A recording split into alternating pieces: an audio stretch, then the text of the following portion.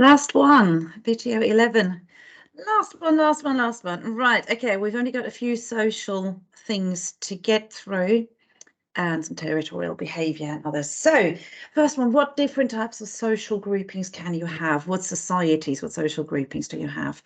You've got far more information about dominance, benefits and drawback of dominance are coming on the next few slides. This is just comparing to what alternatives there would be. The egalitarian system, where each herring in a school of fish has got the same ranking, the same status, the same morphological adaptation. So they're all looking the same, behaving the same, acting the same, having the same social ranking. In a despotic system, you have one dominant individual.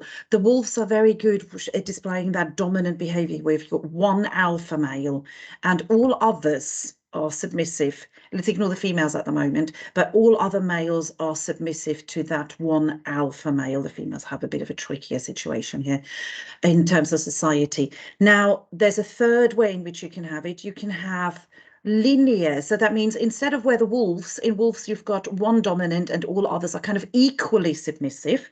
With chickens actually establish a first, second, third, fourth sort of pecking order, who's getting to the food first. And it is arranged beforehand and it is fought through with actual fights. If chickens are given space to move and allowed to have beaks, they're actually quite aggressive in their behaviour. Now, that's what we're not getting in egg factories, obviously. So there has to be a benefit. If you've got some dominant animals about, there has to be a benefit in being dominant, and there is. You have got greater access to choice of females or how many females, whatever, and maybe even all, hence the reproductive success and spreading the seed to the next generation. Greater access to water, food, nesting sites, territory. So literally there's an advantage to being the dominant individual. Now here comes the question, what do all the submissive ones get? Weird enough, there is a benefit for the submissive ones in this context as well, because once you've established the dominance, there's not much need for further aggression. And sometimes it's just going to be a little bit of I'm flapping my wings a bit and looking scary for 2 seconds. That means you know your place again and everything's fine again. So that is called ritualized encounter. It's literally a bit of I'm standing up and bashing around on my chest a little bit to show you I'm the one in charge.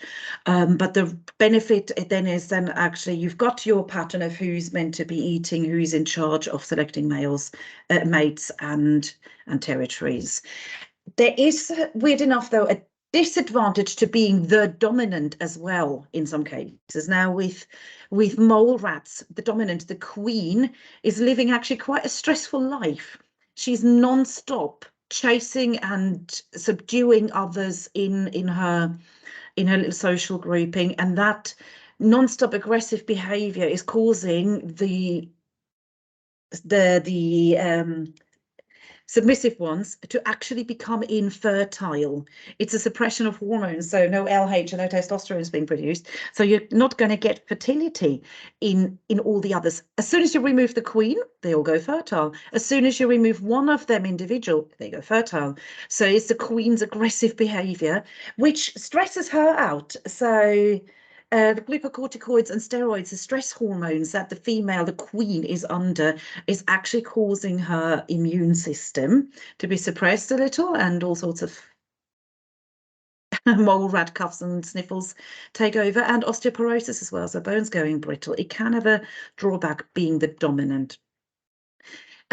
Territorial behaviour is not shown in many species, just literally the defence of nesting sites, food, waters, and any mates that might be in that area.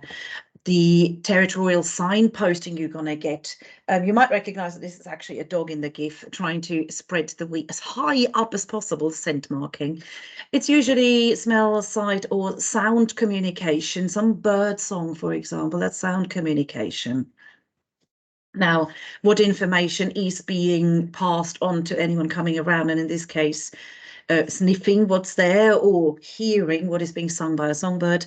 This territory is occupied. This is me, might be female looking for male, male looking for female, and showing that it may also be, right, this is my territory, don't come anywhere near it. This is my area and everything in it. I'm dominant here. Do not come near. Now, some more territorial behavior. What you're seeing on the right hand side, you might kind of think, what on earth is this panda bear doing? It's doing a handstand to reach even higher. It wasn't only the dog doing bizarre, as high as possible scent marking. This is to ensure that you get a lot of scent smelled for a longer period of time. Now, the way that hippos do it, they're actually swirling around their feces. They're literally swirling their tail around and trying to get their feces as far as possible into all directions to spread that scent as much as possible. Or you've got frogs, birds, wolves, all singing their particular songs or croaking to show that this is my area. Now, some displays are just ritualized. I've mentioned the word ritualized before. That is with intent to not actually injure or harm and just kind of, don't come near, this is mine, but we're not going to actually have a proper fight.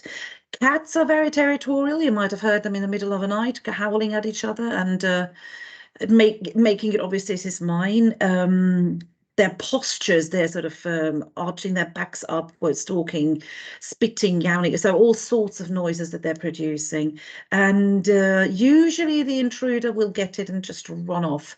Fights are a last resort, but they will happen. Very often the ritualized display will suffice. Now, courtship, that first of all allows the recognition as to male, female, female, male. It allows to figure out, is the other one actually receptive? Very often females are not continuously receptive, as in not ovulating all the time.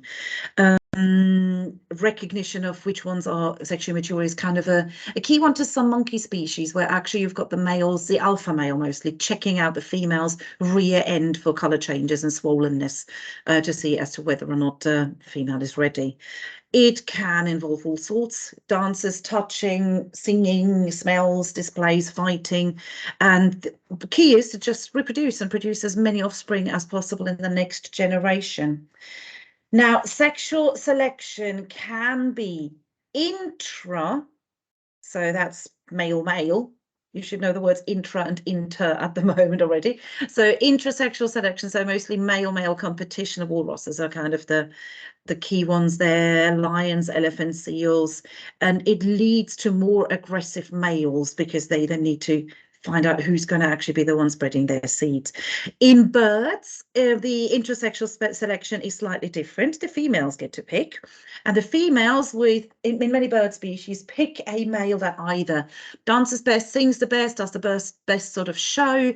With peacocks, the bigger the eyes and feathers, the more chosen they will be. You've got an albino peacock there on the right. Now, I'll get to the peacocks a bit later on again, because there's a disadvantage to having those long feathers as well. Now, and then there's the intersexual selection. It's mostly the males are initiated, but then females choose. And there are two models of how this works. The one is the physical attractiveness, and the other one is the male handicap model. We'll do the attractiveness first and then the male handicap model. So the physical attractiveness, you've met the sticklebacks, I think 2 videos ago, with the red bellies that trigger aggression from other males. That sign stimulus, which also makes a female choose the male more. So it's a double-edged sword being red-bellied. If the male is then ready to mate and signals red belly, I am ready, female, come here. However, other males see this, oh, that one is a competitor and will attack. So getting those both these sign stimuli. There's a lovely one, the bowerbird. I've put a couple of links there. Just type in bowerbird and Attenborough or nature documentaries.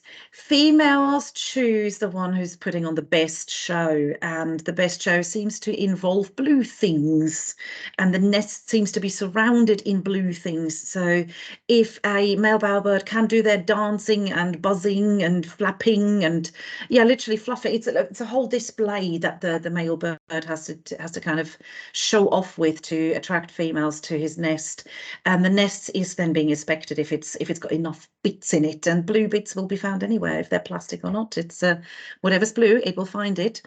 The other model, the male handicap model. Now, if you are having something extra to attract females, how is that something extra, possibly a downside to yourself as an organism? For males to have that long mane, that's literally a waste of protein to produce all that extra fluffy hair around their face.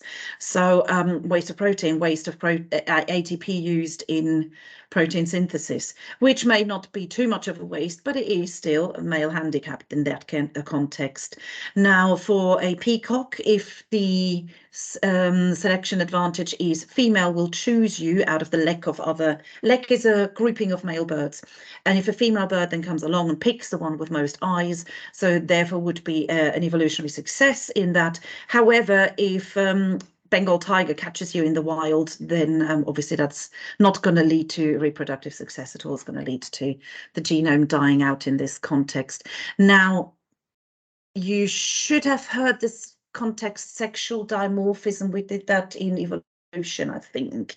Sexual dimorphism, that males and females of the same species may well look rather different, and mostly that puts the male as a disadvantage. If you're just thinking normally of ducks, the lovely female ducks are mostly very beautifully camouflaged and not visible to predators, and males very often, through having to be obvious and having to compete for females, have got a colourful appearance, far easier to be spotted by potential predators.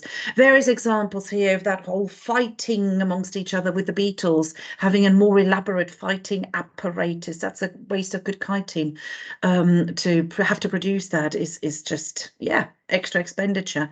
Yeah, just the other model, the male handicap model, and that was it. That was the last video of neurobiology and behaviour. Now, loads of settling in, please, and loads of memorising all those keywords.